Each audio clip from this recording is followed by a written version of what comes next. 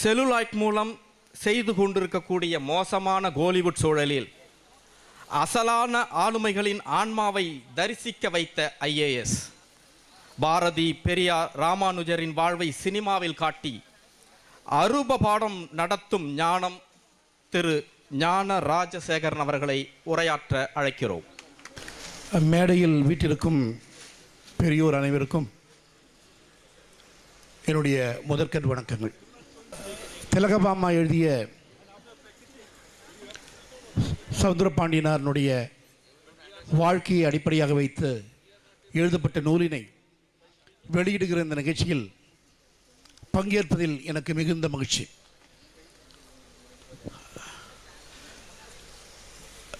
நான் பெரியார் படத்தை எடுப்பதற்காக நான் பல ஆராய்ச்சிகள் செய்ய வேண்டியிருந்தது. பெரியாரினுடைய வரலாறு தமிழகத்தினுடைய அரசியல் சமூக வரலாறு. 95 வருடங்கள் வாழ்ந்த பெரியார் அவர்களுடைய வாழ்க்கையை நீங்கள் அறிய வேண்டும் என்றால் தமிழகத்தினுடைய சமூக அரசியல் வாழ்க்கையை பற்றி அறியாவிட்டால் அவருடைய வாழ்க்கையை பற்றி நாம் மதிப்பிட முடியாது. அப்படி நான் பெரியார் படத்திற்காக நான் ஆராய்ச்சிகள் செய்து கொண்டிருந்த பொழுது நான் மிகவும் வியந்து ஆச்சரியப்பட்ட ஒரு தலைவர் தான் திரு சவுந்தரபாண்டியன் நாடார் அவர்கள்.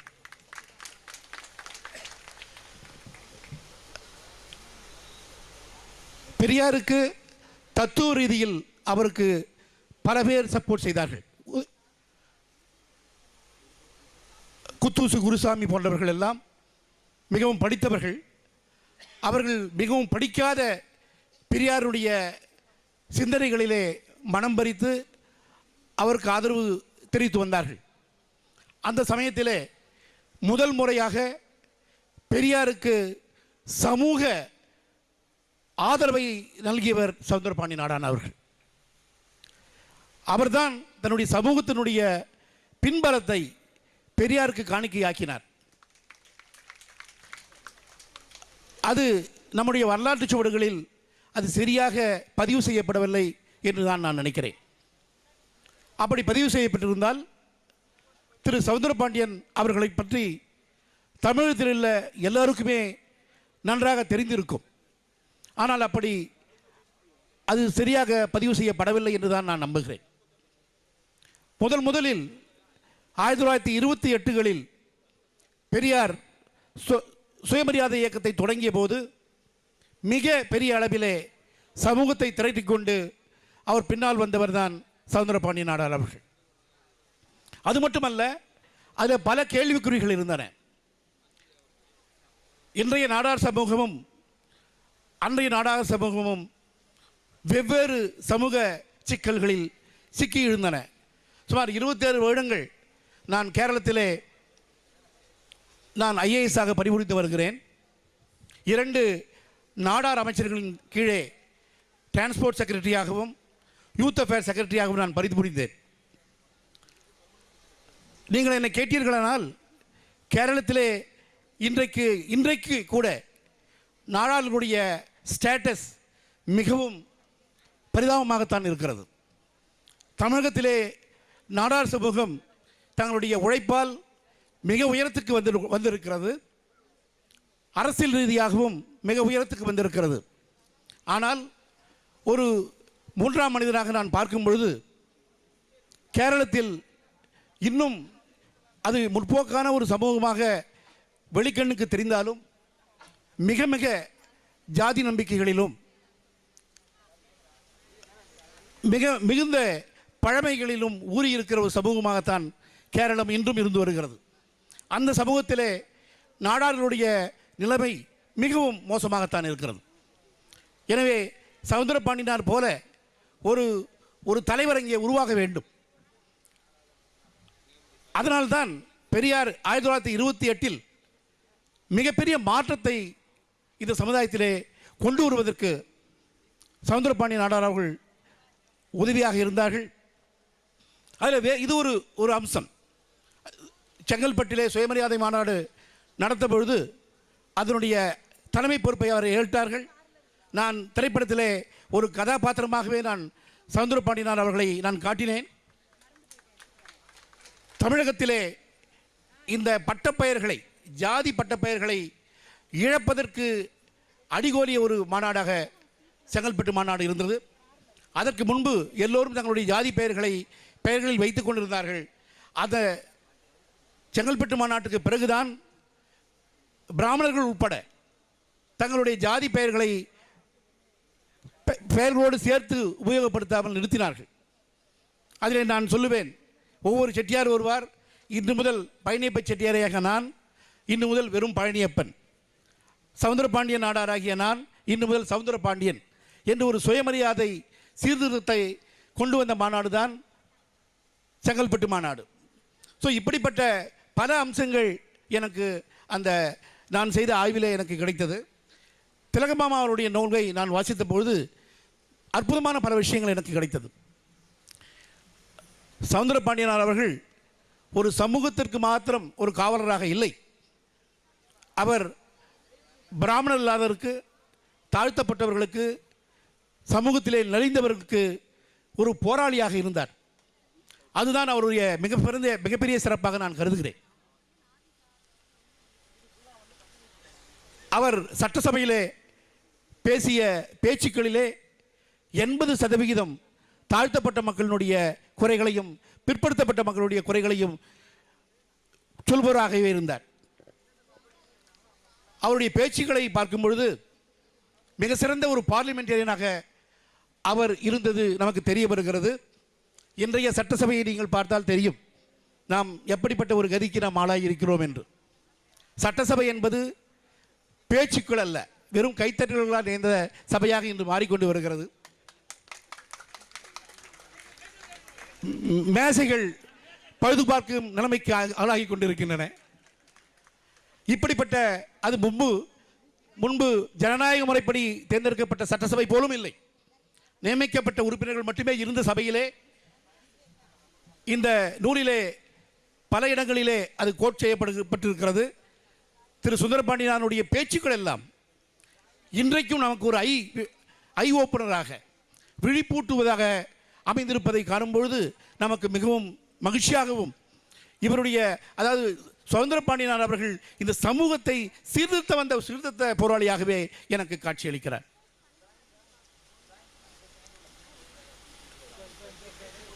அதிலே சவுந்தரபாண்டியன் அவர்கள் சொன்ன ஒரு சென்டென்ஸ் எனக்கு என்னை மிகவும் ஈர்த்தது. இன்றும் ஜாதி தலைவர்கள் பலவர் இருக்கிறார்கள், ஜாதி கட்சிகள் பல இருக்கின்றன, ஜாதி குழுக்கள் இயங்கிக் கொண்டிருக்கின்றன. ஜனநாயகத்திலே என்றைக்கு நாம் எண்ணிக்கை அடிப்படையாக கொண்டு ஒரு ஜனநாயகத்தை ஏற்படுத்தினோமோ, எண்ணிக்கையை நம்பி ஒரு ஜனநாயகம் இருக்கிறதோ, நிச்சயமாக ஜாதி மதம் முதலானவற்றை அடிப்படையாக கொண்ட குழுக்கள் பிரபலம் பெறுவதை நாம் தவிர்க்க முடியாது. ஆனால் சவுந்தரபாண்டியனுடைய வித்தியாசம் நான் காணுவது, அவர் தன்னை பிரபலப்படுத்திக் கொள்ளவில்லை. இந்த நாடார் சமூகத்திற்காக அவர் உழைத்தாலும், அவர் நினைத்திருந்தால் ஒரு மிகச்சிறந்த ஒரு தலைவராக தன்னைத்தானே புகழ்ந்து கொண்டு பல இடங்களிலே சிலையாக அலங்கரித்திருக்க முடியும். ஆனால் அவர் ஒரு இடத்தில் சொல்கிறார், அவர் தன்னை ராமசாமி முதலியாரை பற்றி கம்பேர் செய்கிறார். ராமசாமி முதலியார் உலக புகழ் பெறுவதற்காக ஆசைப்படுபவர், நான் அப்படி இல்லை அப்படி என்று ஒரு சொல்கிறார். நான் ஒரு சுயலாபம் அடையவோ அவர் முயற்சி செய்யவில்லை. அவர் மிகவும் வசதி பெற்றவராக இருந்தார். அவருடைய நேர்மை மிக பிரசித்தி பெற்றதாக இருந்தது. இன்றைய ஜாதி தலைவர்கள் எல்லாம் ஜாதியை பயன்படுத்தி கொண்டு அவர் சுயலாபம் அடைந்து கொண்டிருக்கிறார்கள். அவர்கள் தங்களை மேன்மைப்படுத்திக் கொண்டிருக்கிறார்கள். அந்த ஜாதி எத்தனை தூரம் அவர்களால் நன்மை பெற்றது என்று நீங்கள் எண்ணி பார்த்தால் மிக மிக குறைவாகத்தான் அந்த ஜாதிகள் பயனற்று இருக்கும். ஆனால் அவர்கள் பயன்பெற்றிருக்கிறார்கள், அவர் மிகப்பெரிய கோட்டீஸ்வரர்களாக ஆகியிருக்கிறார்கள். எனவே அப்படி சவுந்தரபாண்டியன் அவர்கள் அப்போவே அவருக்கு இந்த கான்சியஸ்னஸ் இருந்தது. அதாவது நான் இந்த சமூகத்தை பயன்படுத்தி கொண்டு எனக்கு ஒரு சுயலாபத்தை நான் அனுபவிக்க நான் விரும்பவில்லை என்று அவர் சொல்லுகிறார். அது நான் நிச்சயமாக தமிழகத்திலே இது போன்ற போராளிகளிலே ரொம்ப வித்தியாசமான போராளியாக நான் திரு சவுந்தரபாண்டியன் அவர்களை பார்க்கிறேன். அதே போல ராமநாதபுரம் ஜில்லா போர்டு தலைவராக இருந்தபோது நடைபெற்ற ஒரு பாராட்டு விழாவில் பெரியார் சொன்னார், தாழ்த்தப்பட்ட நிலையில் இருக்கிறவர்களெல்லாம் இன்றைக்கு மேலே வந்து கொண்டிருக்கிறார்கள், அது மிகவும் பெருமைக்குரியது என்று ராமநாதபுரம் ஜில்லா போர்டு தலைவரான பொழுது திரு சவுந்தரபாண்டியன் அவர்களை பாராட்டும் பொழுது நாடார் சமூகத்திலே பலத்த சலசலப்பு உண்டானது. அவர்கள் கேட்டார்கள், நாடார் சமூகம் என தாழ்த்தப்பட்ட சமூகமா என்று கேள்வி எழுப்பி பெரியாரையே விமர்சனம் செய்தார்கள். அது போன்ற சமயங்களிலே ஒரு சமுதாயத்தினுடைய தலைமை பொறுப்பில் இருக்கிற ஒருவர் எப்படி அதை அணுக வேண்டும் என்பதற்கு மிகச்சிறந்த உதாரணமாக திரு சவுந்தரபாண்டியன் அவர்கள் விளங்குகிறார். அந்த பிரச்சனையை அவர் எதிர்கொண்டது பெரியாருக்கு ஆதரவு அளிப்பது போல் மட்டுமல்ல, அவருடைய ஒரு ஸ்டேட்மென்ஷிப், அதாவது ஒரு மிகச்சிறந்த ஒரு ஸ்டேட்ஸ்மேனாக அவர் விளங்குவது என்னால் மிகவும் பாராட்ட முடிகிறது. அதை விட எனக்கு வேற ஒரு மிகவும் உருக்கமான ஒரு காட்சி, திரு சவுந்தரபாண்டியன் நாடாருடைய மகன் போஸ் அவருடைய நண்பரான தேவர் சமூகத்தை சார்ந்த ஒருவருடன் விளையாட போன பொழுது நீரில் மூழ்கி இறந்து விடுகிறான். அந்த 2-3 முறை போஸ் மேலே வருகிறார், பையன் வருகிறான் மேலே. இவரது விளையாட்டு என்று நம்பி அந்த தேவர் நண்பர் அவருக்கு கை கொடுக்காம ஏதோ விளையாட்டு பண்ணுறான்னு சொல்லிட்டு இருக்கும்பொழுது அதில் மூழ்கி போஸ் இறந்து விடுகிறான். அப்போது சவுந்தரபாண்டியன் நாடார் அங்கே வரும்பொழுது தேவர் தன்னால் தான் பாண்டியனாரனுடைய மகன் இறந்து விட்டான் என்ற மன உளைச்சலுக்கு ஆளாகி மிக மிக பரிதவித்து போகிறார் தேவர். அப்போது அவர் சவுந்தரபாண்டியனாக வந்து அவர் தன்னுடைய மகன் இழந்த கவலையை விட ஒரு நாடார் சமூகத்தை சேர்ந்த ஒரு இளைஞனுடைய சாவுக்கு ஒரு தேவர் சமூகத்தை சார்ந்த ஒருவர் காரணம் என்ற செய்தி பரவினால் தென்னகத்திலே ஒரு ஜாதி கலவரம் தோன்றிவிடும் என்று கருதி தேவரை ஒரு மரபான இடத்தில் வைத்து பாதுகாப்பு செய்கிறார். மகனது இழப்பை பொறுத்துக் கொள்ளுதல், தன்னுடைய நண்பனை பாதுகாத்தல், ஒரு ஜாதி கலவரத்தை தடுத்தல், இது ஒரு மனிதருள் மாணிக்கமாக நான் சவுந்தரபாண்டியன் நாடாரை நான் கருதுகிறேன். இதில் அவருடைய பன்முகத்தன்மை, அதாவது அதுதான் எனக்கு ஆச்சரியமூட்டுகிறது. அதாவது ஒரு தலைவன் இழப்புகளின் சமயத்திலே அவர் எப்படி பிஹேவ் சொல்றார். சஞ்சய் காந்தி இறந்தபோது நான் டெல்லியில் இருந்தேன். அப்போ சஞ்சய் காந்தி அந்த ஹாஸ்பிட்டலில் இறந்துட்டார். இல்லை, அவர் அந்த விபத்தில் இறந்துட்டு அந்த ஹாஸ்பிட்டலில் கொண்டு வராங்க போஸ்ட்மார்ட்டத்துக்காக. அப்போ இந்திரா காந்தி அங்கே வந்தாங்க. அப்போ ஏகப்பட்ட கூட்டம், ஒரே சலசலப்பு, அடிக்கிறதுக்கு எல்லாம் தயாராக இருந்துன்னு இருக்காங்க. அப்போ இந்திரா காந்தி ஒரு ஷவுட் பண்ணாங்க, அழுதுகிட்டே ஷவுட் பண்ணுறாங்க. அவங்க எல்லாம் நிறுத்துங்க அப்படின்னு ஷவுட் பண்ணுறாங்க. என்னுடைய மகன் போனது எனக்கு முக்கியம் கிடையாது, நீங்கள் என்ன நாசம் பண்ணாதீங்க. அதுபோல சமயங்களில் தான் ஒரு உண்மையான ஒரு தானை தலைவன் மேலே வருகிறான். அதுதான் வந்து ஒரு எப்படிப்பட்ட ஒரு தலைவன், ஒரு தன்னுடைய இழப்பு முக்கியம் கிடையாது, இதனால் ஒரு கலவரம் வந்துவிடக்கூடாதே என்கிற கவலை தான் அந்த தலைவருக்கு இருக்கிறது என்று சொல்லுவார். அதுபோல இந்த நிகழ்ச்சியிலே அவர் சவுந்தரபாண்டியனுடைய அந்த செயல் வியக்கத்தக்க ஒரு செயல் மட்டுமல்ல, தன்னுடைய அருமை மகன் இழந்ததை கூட பற்றி பொருட்படுத்தாமல் தன்னுடைய தன்னுடைய நண்பருக்கு பாதுகாப்பு செய்ய வேண்டும் என்று துடிக்கிறதாக வந்து இருக்கிற அந்த காட்சி மிகவும் என்னுடைய மனதை உலுக்கிவிட்டது. இன்னொரு விஷயத்தையும் நான் அவருடைய இதில் இந்த புத்தகத்திலே எனக்கு ஒரு விஷயம் மட்டும்தான் எனக்கு ஒரு குறையாகப்பட்டது. திரு சவுந்தரபாண்டியனார் அவர்களை பற்றிய வாழ்க்கையின், அதாவது அவர் பெரியவராக மாறும் வரை அவர் எங்கே படித்தார், எப்படி இப்படிப்பட்ட ஒரு பர்சனாலிட்டியாக மாறினார் என்பதற்கான விவரங்களை இதில் தர மறந்திருக்கார். அதை தந்திருந்தால் இது ஒரு நல்ல ஒரு இதாக எனக்கு இருக்கும் என்று நான் நினைக்கிறேன். அவர் 25 வயது வரை அவர் எங்கே படித்தார், எப்படி இது தன்னை உருவாக்கி கொண்டார் என்பதற்கான விவரங்களை இந்த புத்தகத்திலே இல்லை. அது இருந்திருந்தால் மிகவும் சிறப்பாக இருந்திருக்கும் என்று நான் நினைக்கிறேன். அது மட்டுமல்ல, அவருடைய ஆங்கில படிப்பு, அவருடைய அந்த ஒரு கனவான் போன்ற ஒரு பிஹேவியர், அது மட்டும் அவர் ஒரு துறையில் மட்டுமல்ல, ஒரு சமுதாயத்தினுடைய ஒரு தலைமை பண்பு மட்டுமல்ல, அதில் இந்த காஃபி தோட்டம், பழ வகைகளை, எதை தொட்டாலும் அக்பரை சொல்லுவார்கள். அக்பர் த மிடாஸ் டச்சின்னு சொல்லுவார்கள். எதை தொட்டாலும் அதில் ஒரு உன்னதத்தை காண முடியும் என்றுவார்கள். அக்பர் காலத்தை அப்படித்தான் வரலாற்றாசிரியர்கள் சொல்லுகிறார்கள்.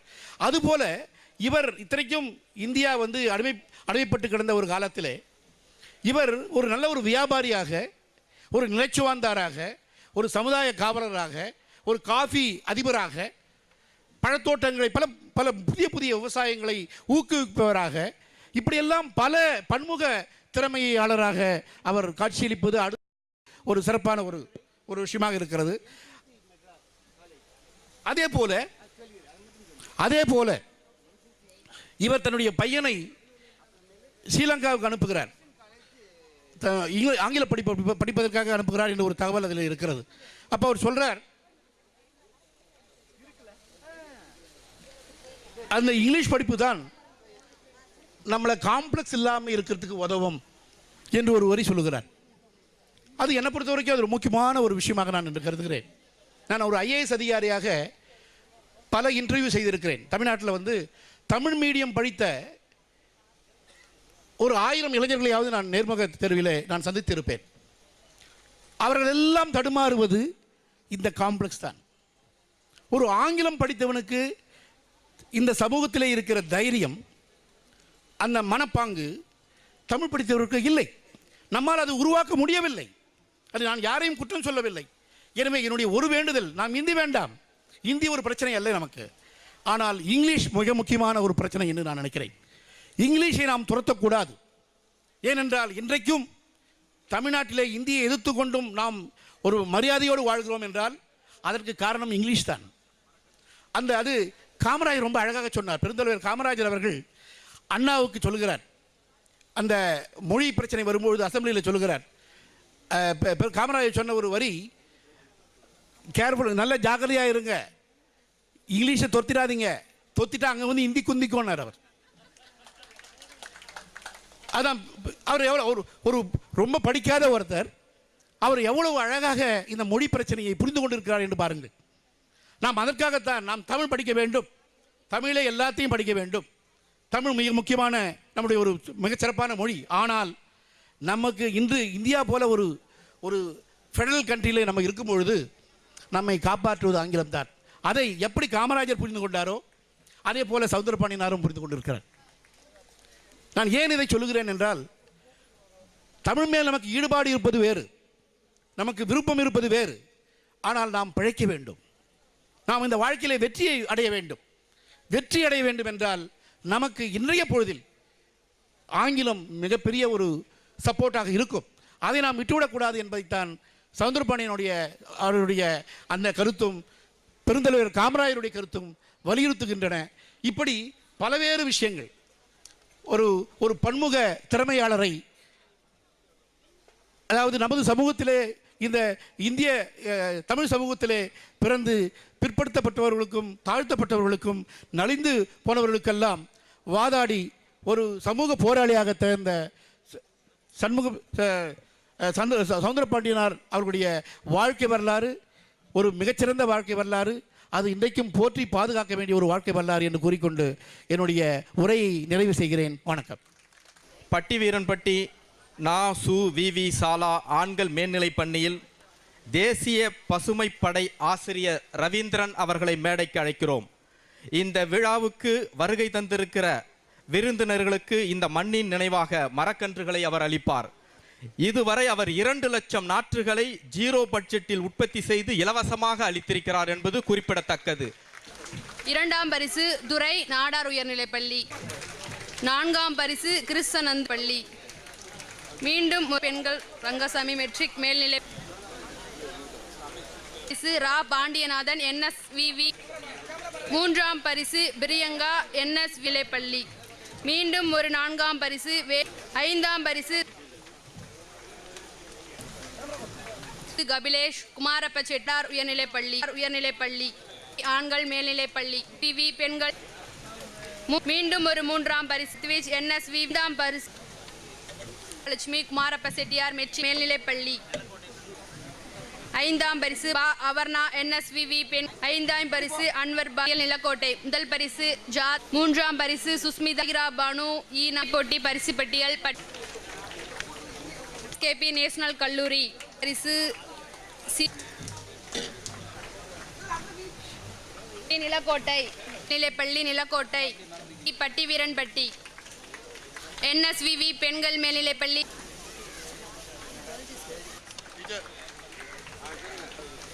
கோழிகிராஸ் வத்தலகுண்டு.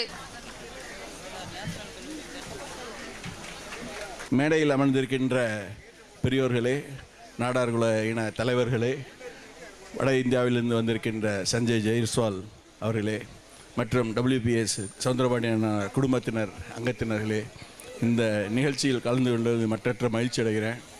இதுவரை நான் அந்த மீட்டிங்கில் வந்ததே கிடையாது. This is the first time I am attending this WPS சவுந்தரபாண்டியனுடைய பர்த்டே ரிமெம்பரன்ஸ். இன்றைக்கி ஒரு இப்போ கோயின்சிடன்ஸ் பார்த்தீங்கன்னா, அச்சமகற்றிய அண்ணலுடைய பிறந்தநாள் விழா கொண்டாடுற அன்னைக்கு தான் பாரத ரத்னா விஸ்வேஸ்வரையாவுடைய பர்த்டே. பாரத ரத்னா விஸ்வேஸ்வரையாவுடைய பர்த்டே இது. அதாவது இந்தியாவிலுடைய பெரிய சிறந்த வல்லுனர், பொறியியல் வல்லுனரும் இது 2 தலைவர்கள் கோயின்சைட் ஆகிறது. It's a stray coincidence. அந்த நிகழ்ச்சி, அந்த நாளில் பரிசு பெற்ற அனைவருக்கும் என்னுடைய வாழ்த்துக்கள். அதில் ஒரே 2 வார்த்தை தான், ஏன்னா பேசுகிறதுக்கு நிறைய இருக்காங்க. இந்த சவுந்தரபாண்டியன் நாடாலேருந்து நம்ம தெரிஞ்சுக்கிட வேண்டியது strength comes from indomitable will.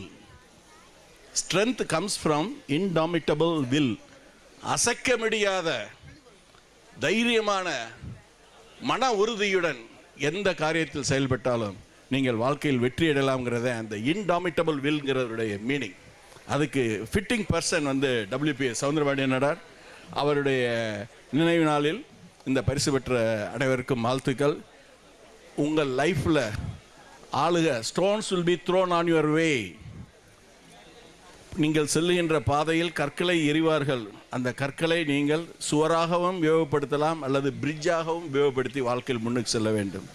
நீங்கள் செய்ய வேண்டிய என்னுடைய அறிவுரை என்னென்னா, மாணவர்கள் இந்த கற்களை ஒரு பிரிட்ஜ், அதாவது பாலமாக நினைத்து வாழ்க்கையில் எல்லா சுகதுக்கங்களும் உயர்வும் பெற வேண்டும் என்று கூறிக்கொண்டு, இந்த சமுதாயத்திற்கு சவுந்தரபாண்டியனார் செய்த தொண்டுகள் போல நீங்களும் செயல்பட வேண்டும் என்று கேட்டுக்கொண்டு, தன்மானமிக்க தலைவராக திகழ வேண்டும்.